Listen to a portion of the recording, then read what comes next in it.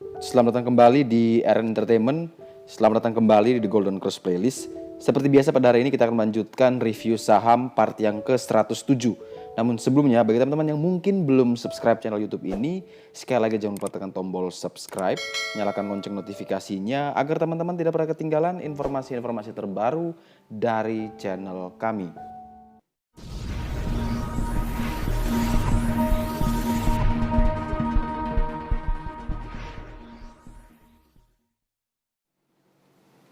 Oke, kita mulai saja. Saham pertama yang akan kita review di part yang ke-107 ini adalah saham BBKP.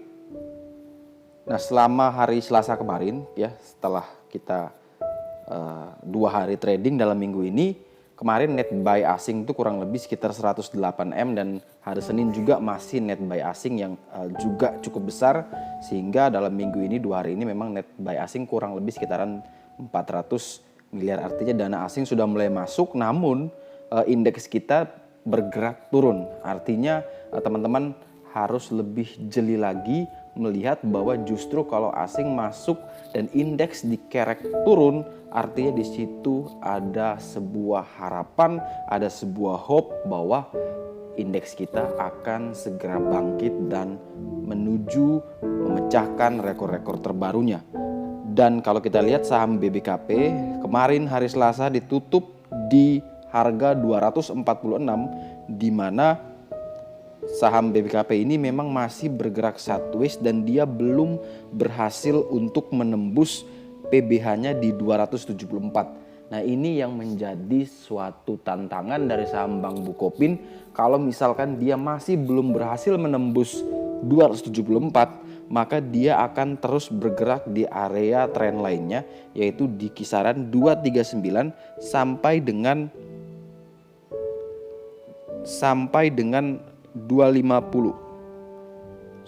Sampai dengan 250. Jadi dia bergerak dari 239 sampai dengan 250, maka saham BBKP ini masih kita bilang dalam range aman.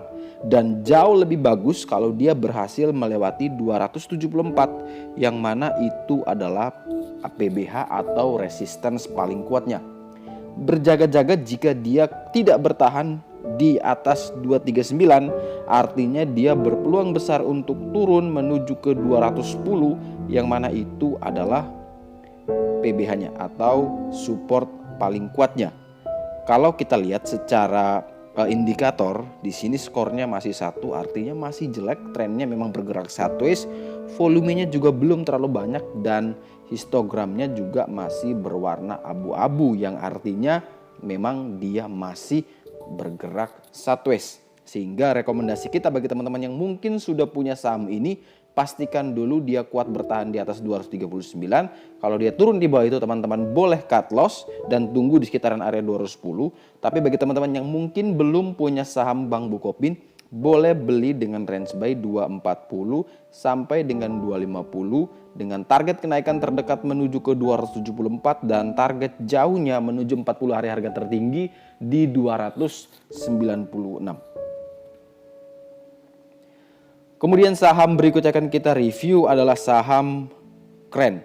Nah, ini salah satu saham yang memang juga punya volatilitas yang sangat tinggi, di mana kemarin dia sempat closing, teman-teman perhatikan bahwa dia sempat naik melewati PBL di 97, namun closingnya di 88, dia turun kembali membentuk inverted hammer ya, jadi palu terbalik. Artinya dia punya kenaikan sudah tinggi, namun ada tekanan jual yang cukup besar sehingga membuat harga saham itu turun kembali dan closing di 88. Nah, bagi teman-teman yang mungkin mau beli saham Kren, selama dia berada di atas 81, maka saham Kren ini masih boleh teman-teman untuk koleksi. Dan kalau dia turun di bawah itu teman-teman langsung cut loss. Jadi toleransinya adalah di 81. Di 80 aja teman-teman wait and see terlebih dahulu. Jadi kalau dia turun di bawah 81, maka teman-teman wait and see terlebih dahulu. Tapi namun kalau dia turun dan kuat bertahan di 81, teman-teman boleh masuk dengan target kenaikan terdekat yaitu ke 97, yang mana di situ adalah PBL kuatnya. Dan kalau itu berhasil dijebol, maka dia berpeluang menuju ke 116 dan menuju ke 134, yang mana adalah 40 hari harga tertinggi dari saham Kren. Kemudian saham berikutnya akan kita review adalah saham NV. Nah, ini yang request memang kebanyakan milih saham-saham yang punya volatilitas yang sangat tinggi.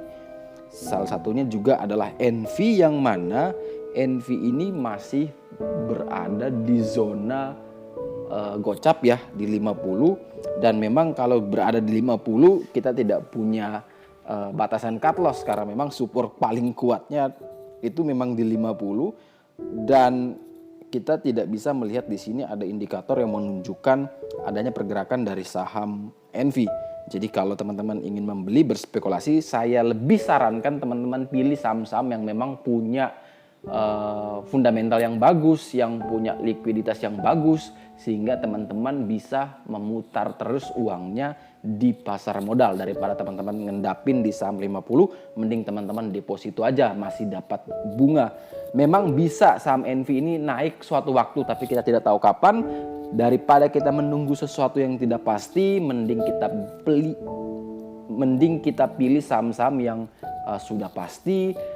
Kalau kita tunggu dia tidak naik pun kita masih dapatkan dividen. Itulah saham-saham yang mungkin bisa teman-teman pakai untuk trading ataupun mau teman-teman pakai untuk investasi.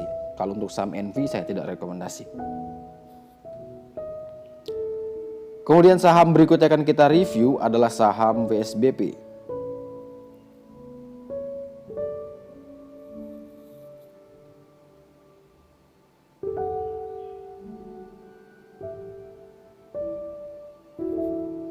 Saham WSBP ditutup di harga 155, di mana saham WSBP ini sendiri masih berada di atas PBL 146 dan juga masih belum berhasil menembus resisten paling kuatnya di 173. Artinya apa? Artinya WSBP masih berada di tengah-tengah, yang mana ini memang cukup berisiko. Nah, bagi teman-teman yang ingin membeli saham WSBP, saya lebih rekomendasikan kalau teman-teman beli dengan range buy 146 sampai dengan 153. Ini teman-teman bisa pakai sebagai area untuk membeli saham WSBP dengan target kenaikan terdekat, yaitu kita akan menjual di 173, yang mana itu adalah PBH atau resistance paling kuatnya.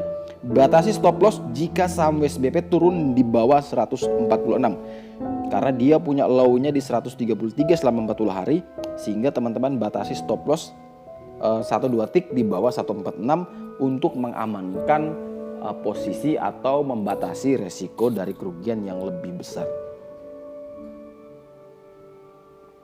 Dan saham terakhir yang akan kita review di part yang ke-107 adalah saham DIL. Ini juga saham yang menurut saya punya volatilitas yang cukup tinggi, dan setelah dia naik rally, teman-teman perhatikan, setelah dia rally berhari-hari, dia ARB berhari-hari, dan kemarin dia sudah sempat naik cukup tinggi, mungkin arah kalau tidak salah itu, dan dia membentuk satu candle merah, artinya dia turun di hari Selasa kemarin, closing di 161. Harga DIL sendiri telah berada di atas PBL 138, dan teman-teman perhatikan bahwa di harga tersebut pun ada yang namanya gold line.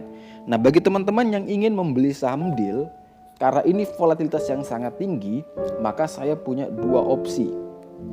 Opsi pertama adalah ketika saham DIL ini harus berada di atas 161, maka teman-teman boleh beli dengan range buy 161 sampai dengan 163. Jadi kalau dia open dan berada di atas 161, langsung teman-teman beli saja di 161 sampai 163, dan batasi stop loss di 158 sampai 159.